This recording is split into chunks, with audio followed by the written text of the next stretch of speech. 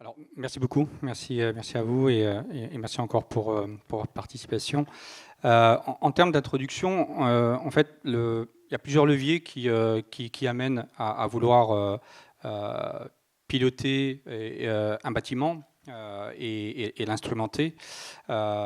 On a déjà suffisamment en introduction parlé des réglementations, donc les décrets BACS, les décrets tertiaires qui imposent de mesurer et d'arriver à une efficience énergétique, mais aussi à l'intérieur des bâtiments, le Grenelle 2 pour la qualité d'air intérieur, qu'on a beaucoup évoqué lors de la pandémie de Covid et qui ont obligé certains bâtiments publics à être installés, comme les écoles ou les crèches désormais.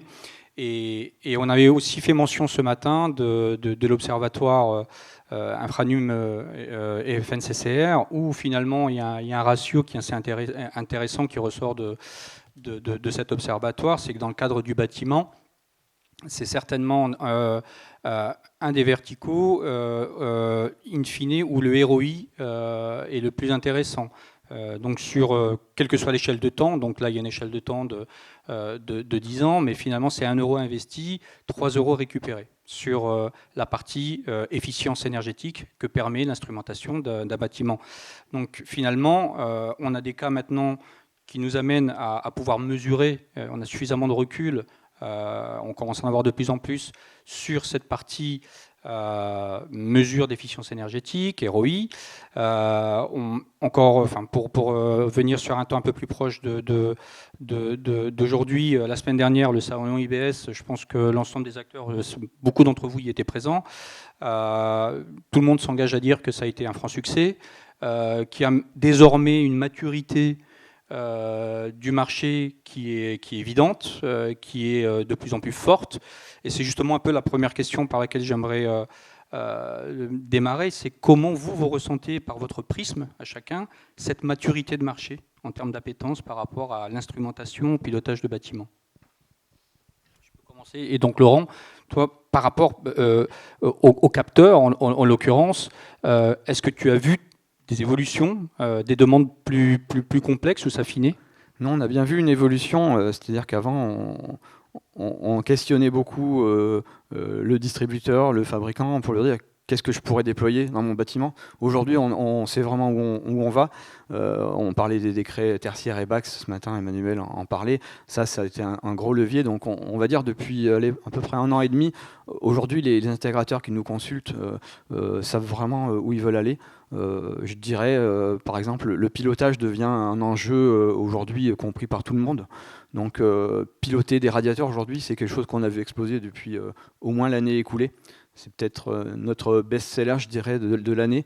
Et donc tout le monde est conscient que piloter un équipement, c'est bien plus important que de simplement mesurer une information et quasiment ne rien en faire. Ce qu'on peut observer effectivement, c'est qu'il y a 2 types d'approches, mais le bâtimentaire commence à être une approche limite prioritaire sur ces enjeux de territoire connecté.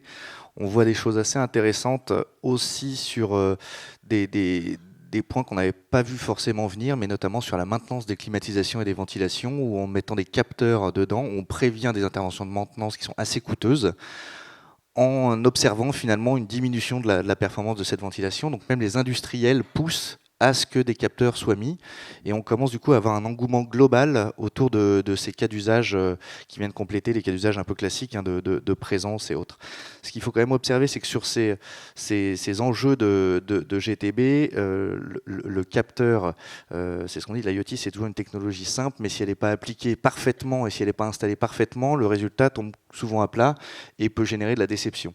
Et donc tout l'enjeu vraiment, c'est d'accompagner et de former un peu les gens qui installent ces enjeux, ces capteurs, pardon, et vraiment d'avoir un accompagnement et une montée en compétence des gens qui installent, qui fera le succès finalement de tous autour de la table.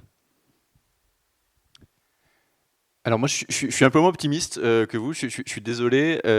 Donc je pense qu'effectivement, ça doit être efficace dans les gros bâtiments tertiaires, etc. Dans les bâtiments publics de collectivités, notamment de petites collectivités, c'est un sujet qui est embryonnaire, où on a encore un énorme travail de conviction et de pédagogie à faire. Et on n'en est pas du tout à piloter et à faire des stratégies d'optimisation et de scénarios. On en est déjà à démontrer, à expliquer ce que c'est que l'IoT, parce que ça commence comme ça, hein. pour faire régulièrement des interventions devant des assemblées d'élus. 90% des élus ne comprennent pas de quoi je parle au moins le premier quart d'heure. Le deuxième point, c'est qu'effectivement, nous, on se bat déjà sur le premier pas qui est savoir ce qui se passe dans un bâtiment. Donc l'observation, alors on dit ça suffit pas et ça peut servir à rien, mais il faut quand même commencer par ça. Et dans beaucoup de cas, on n'en est pas du tout, on en est déjà loin. Et donc après, effectivement, essayer de piloter, voire d'automatiser. Mais très clairement, aujourd'hui, notre challenge, c'est de convaincre le maximum d'acteurs publics de déjà suivre ce qui se passe. Et même si des grosses collectivités type département ou agglo sont sensibilisés mais n'ont pas forcément agi. Le nombre de collèges aujourd'hui, je pense, en France, qui sont ne serait-ce que supervisés pour savoir quand est-ce que la salle est utilisée ou pas, c'est infime. En tout cas, dans le Berry, c'est 0, par exemple. Donc voilà. Enfin, j'exagère, c'est 1 depuis le mois dernier, sur 70. Donc il y a encore un peu de travail. Voilà, donc on a vraiment encore énormément de travail sur cette évangélisation. Et je serais ravi quand je pourrais commander massivement des thermostats connectés chez Dataprint, mais pour l'instant, j'en ai encore installé 0. Voilà. Je rejoins un peu tout le monde sur ce qu'il disait. C'est vrai qu'aujourd'hui, on voit que les intégrateurs arrivent avec une liste de courses. Ils savent déjà ce qu'ils veulent. Parce qu'en fait, effectivement, pendant des années, on a récupéré des capteurs pour faire vraiment de la relève, savoir ce qui se passe. Et nous, c'est comme ça qu'on voit les projets souvent. C'est d'abord pour savoir comment il faut piloter, il faut savoir ce qui se passe dans le bâtiment. Et du coup, effectivement, là, pendant, 3, 4, 5 ans, on a fait l'analyse du bâtiment. Et aujourd'hui, avec les retours qu'on a sur ce qui a été fait en télérelève, on sait, OK, maintenant, il faut mettre ça sur ce bâtiment pour venir faire des scénarios. Donc voilà, on connaît la vie du bâtiment, maintenant, on peut piloter. Donc voilà, ça a pris du temps. Mais aujourd'hui, on voit qu'on est sur du pilotage et l'automatisation, et ça, on y va pleine balle. Ce qui est intéressant et ce qui ressort, j'ai l'impression qu'il y a quand même un consensus pour dire que la phase de pilotage, c'est une phase qui est la plus aboutie, mais il y a on ne va que rarement directement sur cette phase-là, donc j'imagine que ça concerne potentiellement et probablement les bâtiments neufs, sur lesquels on va pouvoir, dès le début, dès la genèse, pouvoir penser et à intégrer ces systèmes de GTB, GTC, qui sont plus intelligents. Mais aujourd'hui, la grande majorité des bâtiments, c'est déjà de pouvoir les instrumenter. Et de commencer par ce premier pas-là. Et en fait, c'est vrai que quand on pense à l'automatisation d'un bâtiment, on peut penser à des systèmes complexes, mais en fait, instrumenter un bâtiment, c'est relativement simple, avec des capteurs, avec une plateforme qui va pouvoir remonter l'ensemble des données, qui va pouvoir déjà comprendre ce qui se passe à l'intérieur du bâtiment et de commencer à agir sur des points qui sont les plus douloureux, quand on chauffe alors qu'il n'y a personne à l'intérieur, quand on refroidit de la même façon, et rien que de gommer ces effets de bord. En tout cas, ce que nous constatons, c'est de pouvoir réaliser une économie d'énergie qui est déjà de l'ordre entre 15 et 18%. Ce qui est énorme. Et donc avec à mon sens, des solutions qui sont parfaitement abordables, en tout cas beaucoup plus abordables que le fait de penser directement à des GTB. Mais dans ce cadre-là, avec les capteurs, vous, en tant que grossiste, en tant que aussi un peu responsable de la veille technologique, de ce qui se fait sur le marché, comment vous ressentez les choses? On arrive aujourd'hui à une maturité et à une qualité de capteurs qui permettent de remonter de la donnée de façon pérenne, de minimiser l'intervention, la maintenance, parce que ça a toujours été un gros sujet par rapport à l'instrumentation du bâtiment et des équipements. C'est vrai qu'aujourd'hui, on a essayé de construire au fil des années un catalogue de capteurs qui nous convient, mais on a essayé de sourcer des fabricants déjà européens pour asseoir une souveraineté, une certaine souveraineté, d'avoir des produits performants. Donc on a fait beaucoup de tests, on a travaillé avec nos clients préférés sur des sites pilotes pour évaluer ces solutions. Et donc nous, ce qu'on recherche, c'est un fournisseur ayant des réelles capacités de production, des produits industriels et pas faits dans leur garage. Il y a beaucoup de beaux produits qui sont issus de start-up, mais aujourd'hui, il faut qu'on passe à l'échelle. Donc, il faut aussi regarder tout ça. Et il faut qu'on ait un support technique à disposition, réactif. C'est-à-dire que nous, on a aussi besoin d'apprendre et de répondre directement à nos clients. Donc, ça fait partie de critères de qualité. Mais les capteurs doivent être performants et éventuellement durables. C'est-à-dire qu'aujourd'hui, on parle de l'aspect environnemental. Donc, la durabilité, c'est un critère de plus en plus important. Voilà, donc, et je dirais qu'aujourd'hui, il y a des produits qui répondent bien au pilotage.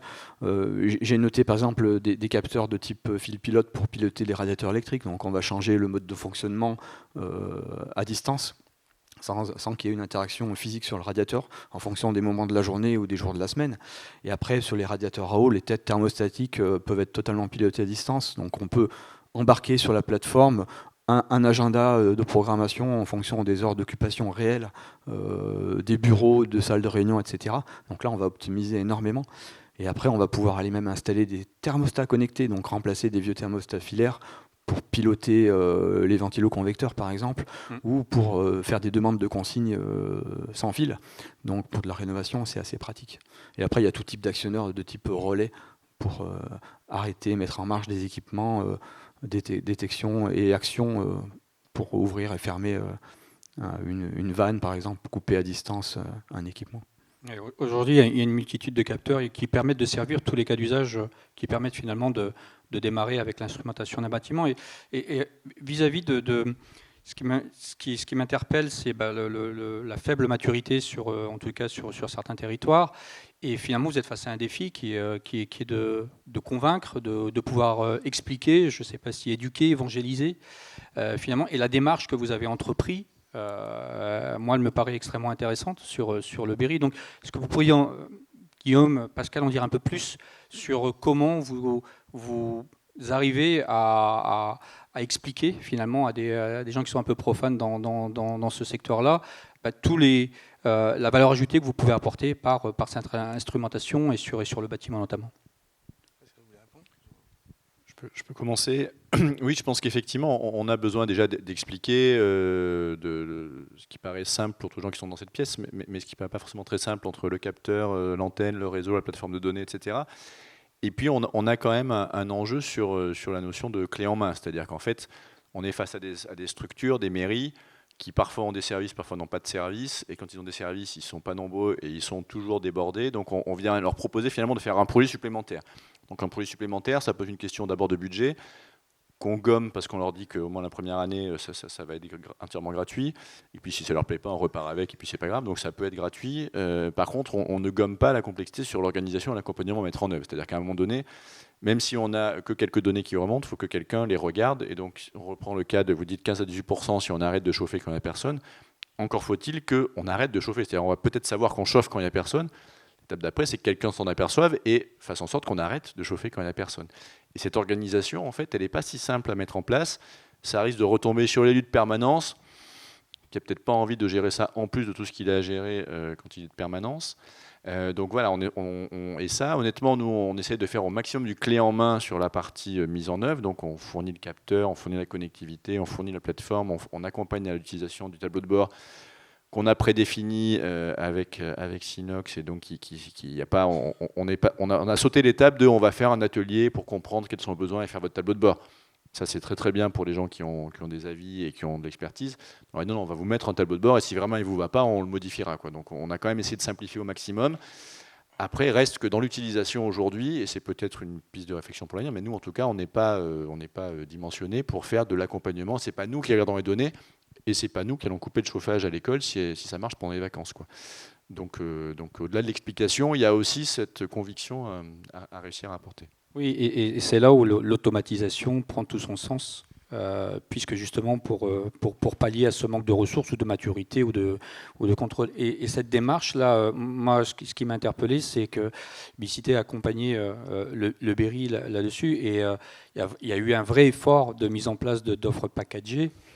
Exactement, pour compléter ce que dit Pascal, effectivement, pour simplifier la vente et la compréhension, on va essayer de ne pas parler de chaque capteur, de chaque spécificité de capteur, mais on va plutôt parler de pack bâtimentaire qui peut concerner directement les collectivités, que ce soit l'école, le gymnase, la mairie, le collège, et donc d'essayer d'avoir une approche métier entre guillemets de la collectivité et non plus technologique et technique qui nous passionne tous, mais qui finalement est toujours amène une complexité en plus à des élus qui ont bien d'autres sujets à traiter en ce moment, et et finalement, il faut qu'on vienne comme une réponse, un facilitant à une problématique.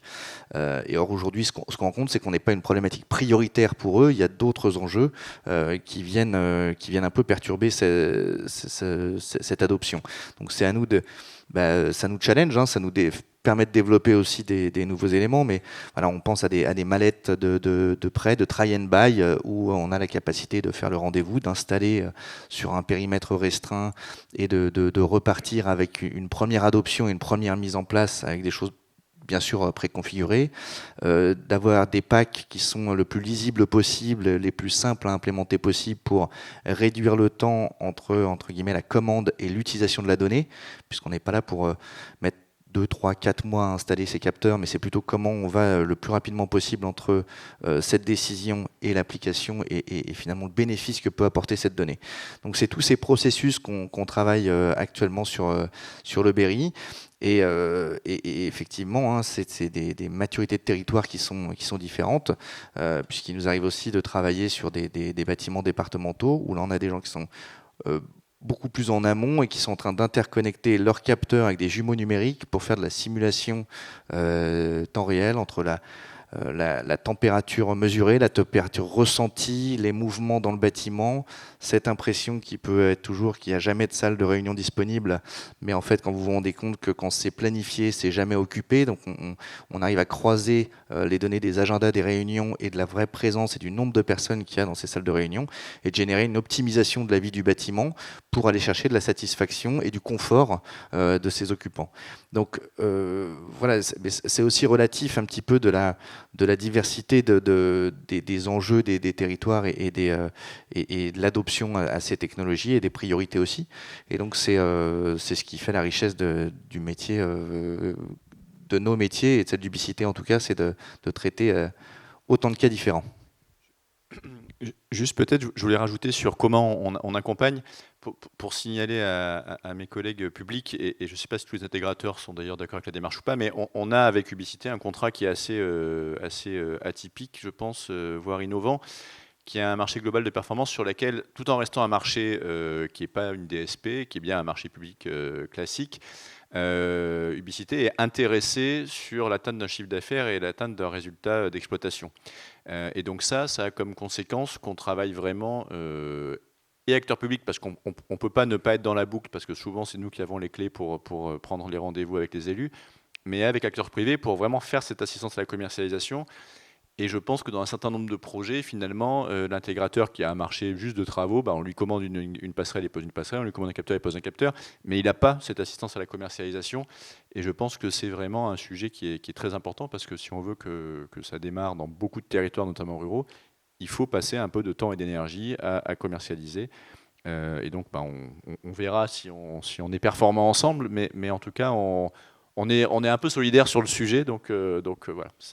Oui, moi ce que je retiens, c'est l'accompagnement des métiers et l'implication des gens métiers pour pouvoir les intéresser et les faire adhérer à ce type de solution. Et en fait, finalement, vous avez fait la transition, parce qu'on démarre sur des cas assez simples, mais très vite, on va sur des besoins de scénarios d'automatisation pour pouvoir aller chercher des gains supplémentaires. Et là, je pense qu'on a des technologies on va dire un peu plus complexe, mais tout en étant assez simple. Alors justement, il y avait un exemple très précis qui a été présenté, qui est intéressant, c'est que aujourd'hui il y a des mairies où on peut faire de la formation, mais nous on est assez pessimiste et pragmatique sur le sujet.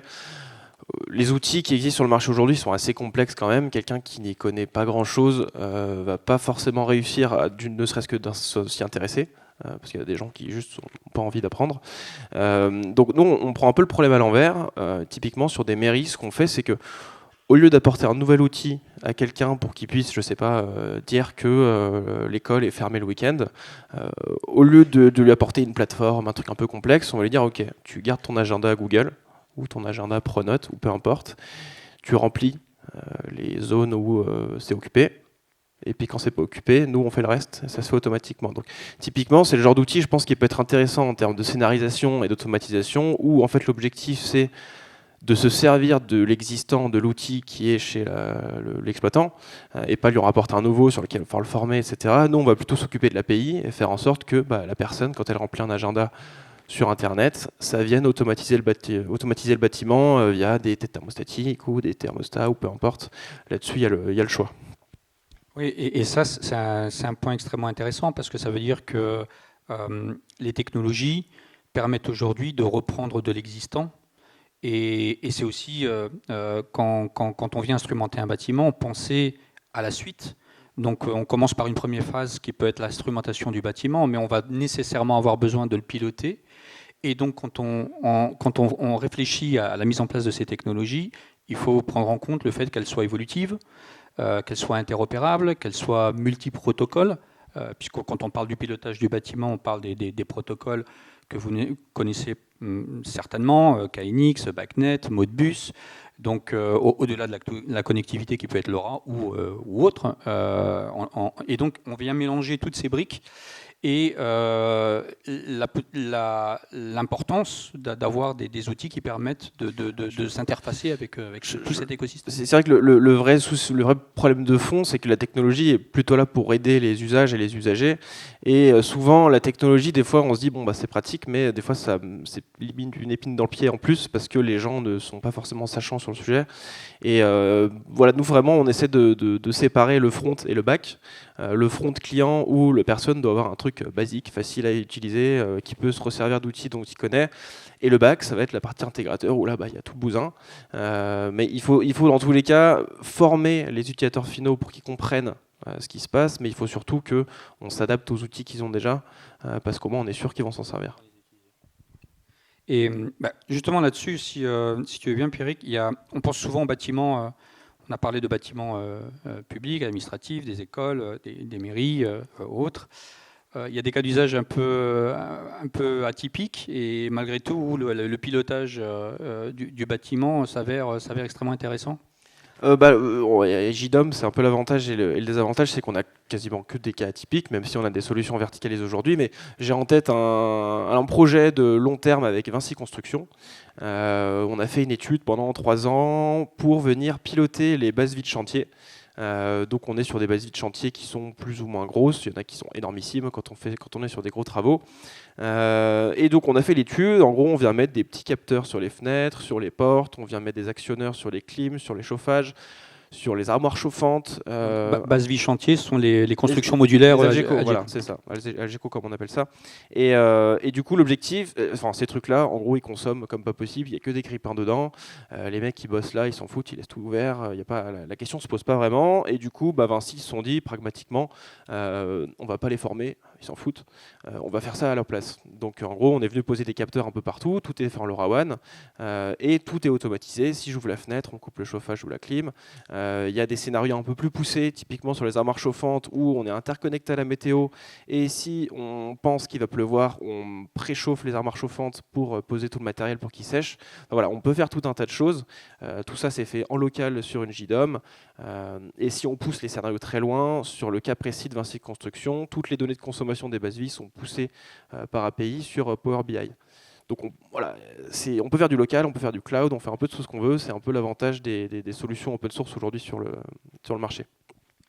Mais finalement, ce que je retiens, et ça rejoint un peu ce dont parlait Pascal et Guillaume, c'est le fait d'amener une solution qui soit simple, qui réponde aux besoins, qui soit packagée et qui nous permette d'être implémentée le plus facilement possible. Alors ouais, aujourd'hui tout le monde essaie de pousser du plug and play, mais on se rend vite compte que c'est pas forcément possible. Sur du LoRaWAN aujourd'hui on fait du plug and play avec des têtes thermostatiques qu'on peut préparer en atelier, qu'on peut préparer, faire les scénarios en amont. Cependant quand on arrive sur un vieux bâtiment avec des vieux automates qui datent de Mathusalem, il y a du BACnet, il y a du Modbus, faire en atelier c'est un peu compliqué. Donc dans tous les cas il y aura une phase intégrateur, mais nous l'objectif c'est de préparer le matos pour que l'intégrateur ait le moins de manip à faire sur le terrain, en tout cas sur la partie IoT. Et pour pousser un peu la perspective, Guillaume, Pascal, comment vous voyez, vous, la poursuite de l'expérience par rapport au bâtiment?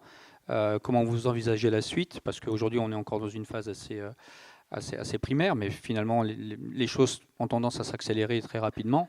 Et in fine, vous allez être confronté tôt ou tard à ces demandes qui vont se complexifier.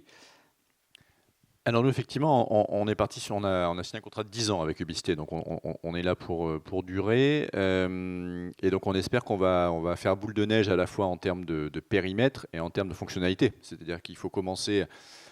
On a besoin d'avoir des pionniers locaux, entre guillemets. Il y a plein de pionniers, j'entends que vous avez plein d'expériences, de trucs qui sont super bien, le conseil département, l'hôtel du département de la Côte d'Or, c'est très très bien, mais moi pour convaincre un élu du Berry, si j'arrive à lui dire que ça marche très bien dans la commune du Berry d'à côté, donc il connaît le maire et qu'il peut aller voir, c'est tellement plus efficace. Donc on a besoin d'avoir ces pionniers locaux, et donc on espère que voilà, après que les pionniers du niveau 1 du suivi, ils vont passer en pilotage et progressivement en automatisation, et qu'ils vont réussir à attirer leurs collègues pour aller eux aussi progressivement du pilotage, de l'observation au pilotage. On a quand même les 2 conseils départementaux qui vont servir de locomotive, entre guillemets, parce que c'est eux qui ont les plus gros parcs de bâtiments. Donc oui, on y croit, on va avancer, mais tout le monde n'est pas encore extrêmement appétent, mais on ne doute pas qu'on va finir par y arriver. Oui, je partage, et puis je pense vraiment que la donnée sera un outil de pilotage pour les collectivités et pour les élus indispensable, et donc ça prendra peut-être le temps, hein. On sait que la France a une capacité d'adoption qui est dans le temps et toujours parfois plus lente sur ces nouvelles technologies, mais c'est assurément un outil qui sera indispensable dans les années à venir. Et au niveau de la techno, des capteurs, on parle dans des prospectives d'IA, d'IA embarquée, donc d'intelligence locale. Donc ça, c'est des choses des sujets sur lesquels vous portez une attention particulière. Oui. Aujourd'hui, on n'en a peut-être pas encore au niveau de l'IA, parce que ce sont des capteurs pour la plupart autonomes qui fonctionnent sur pile, donc on ne peut pas non plus embarquer énormément d'intelligence. Mais on voit déjà des calendriers de fonctionnement embarqués. Tout à l'heure, Guillaume parlait de la pression des centrales de traitement d'air. Il y a des solutions en complément du matériel logiciel, donc qui traitent l'information et qui, c'est de la maintenance préventive. Donc là, on embarque du edge computing dans certains capteurs, et qui permet d'aller faire le maximum de choses en local, en complément de la plateforme qui va manager la grande partie de l'information. Merci beaucoup. En résumé, je pense que ce que l'on peut dire, c'est que la maturité est très, très, très diverse en fonction des verticaux et de la typologie de bâtiments et d'acteurs. Par contre, on s'accorde tous à dire que l'instrumentation du bâtiment, finalement, c'est un premier pas et qui est un pas essentiel pour répondre à des obligations réglementaires et d'efficience énergétique, mais que très vite, on voit que les choses s'accélèrent et que très rapidement, les besoins vont vers des besoins de pilotage. Et aujourd'hui, avec des solutions qui permettent de prendre en compte l'existant et de ne pas avoir à réinventer la roue et de venir avec des solutions complexes, lourdes à mettre en place, et qui s'appliquent plutôt aux bâtiments neufs, mais que la rénovation, qui reste l'essentiel du marché, fait face à ces défis que l'on arrive à résoudre avec des solutions plutôt packagées, avec l'implication des métiers, avec l'évangélisation. Et donc on est sur une tendance qui va bien évidemment avoir tendance à s'accélérer dans les années à venir. Je tiens à vous remercier tous pour votre contribution. On va laisser la part aux questions, s'il y a des questions dans le public que je ne vois pas à cause des lumières. C'est très compliqué, donc je sais pas si les gens lèvent la main.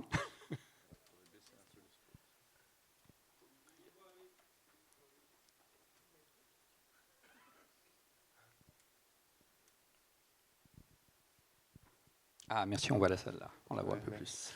Merci.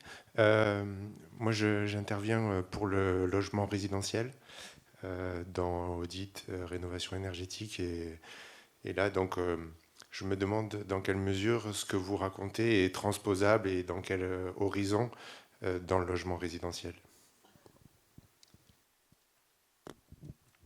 Alors peut-être moi j'ai un sujet sur tout ce qui est bailleurs sociaux, parce que les bailleurs sociaux, alors il y a des acteurs privés, mais il y a des acteurs publics, donc on essaye de travailler à minima avec les acteurs publics du logement social. Alors à date, donc je dis on essaie de travailler avec eux, on n'a encore pas mis un capteur dans un bâtiment de nos bailleurs sociaux sur le territoire.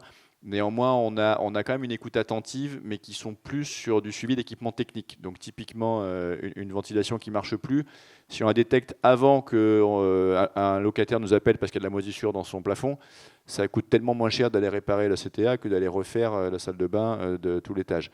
Donc on est plutôt sur du suivi d'équipement technique que sur de l'optimisation de consommation énergétique individuelle à ce stade.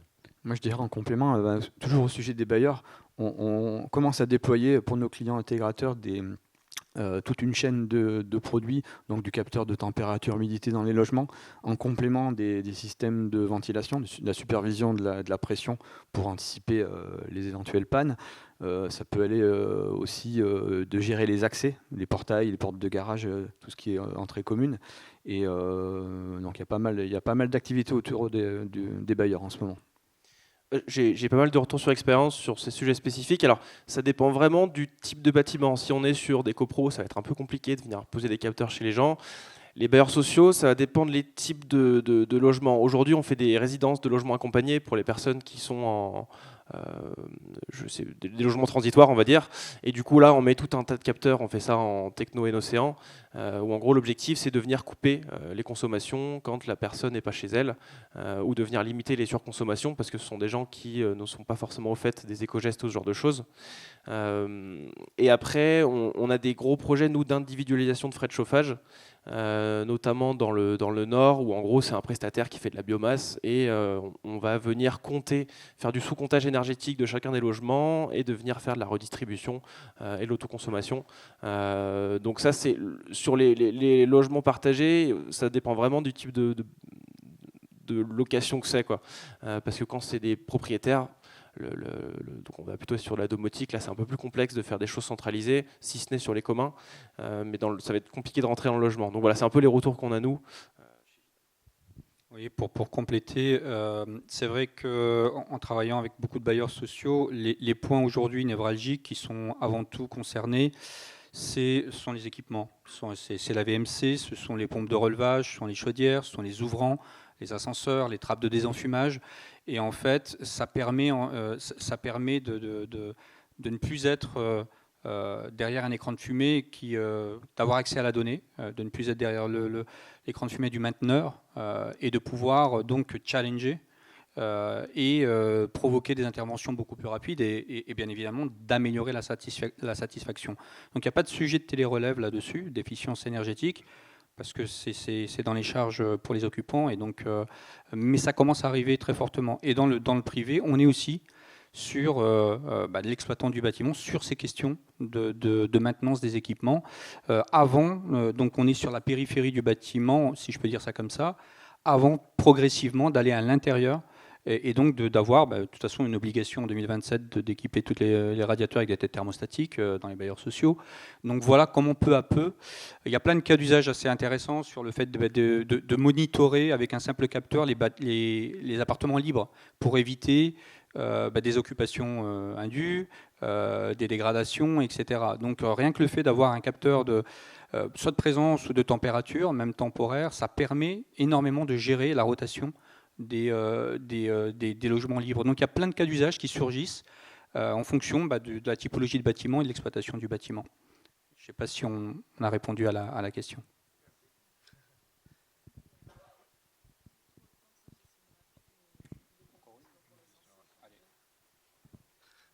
On a le temps pour une question, s'il en reste. Bonjour. Je ne sais pas s'il y avait une autre question en même temps, pardon. J'avais une question concernant la prise en compte des besoins des usagers, surtout, parce qu'on parle beaucoup d'équiper le bâtiment, mais pas forcément les personnes qui vivent dedans, là. Du coup, quand vous construisez vos solutions, est-ce que les usagers, alors qu'on soit sur le bâtiment tertiaire, dans des collectivités ou sur de l'industrie, alors moi ça me fait tiquer quand vous dites qu'on équipe et on s'en fout des gens qui sont à l'intérieur. On a eu des solutions où on met ça dans des écoles, autant vous dire qu'on gaspille et on jette de l'argent par les fenêtres en équipant ce bâtiment. Donc du coup, comment on construit une solution avec les usagers pour avoir un bâtiment qui soit confortable pour les usagers et qui soit acteur du fonctionnement du bâtiment ? C'est une très bonne question. Et je disais pas qu'on s'en fout des personnes qui vivent dans le bâtiment, mais c'est une question d'échange en fait. Il faut savoir concrètement. Le souci aujourd'hui, c'est qu'il y a des intégrateurs qui vont poser une GTB et puis après l'exploitant il se démerde un peu comme il peut et il sait pas forcément régler sa GTB pour venir répondre aux besoins concrets des personnes qui y habitent. C'est pour ça que je parlais d'automatisation, parce que l'objectif c'est de dire plus ou moins. Alors on pense que le confort dans un bâtiment c'est plus ou moins ça, et du coup derrière on va mettre des scénarios, mais comme toujours on a toujours un collègue au bureau qui a soit trop chaud soit trop froid. C'est un peu compliqué de plaire à tout le monde, et là-dessus c'est une question d'échange et de pouvoir savoir vraiment les besoins. Aujourd'hui on essaie de faire au mieux.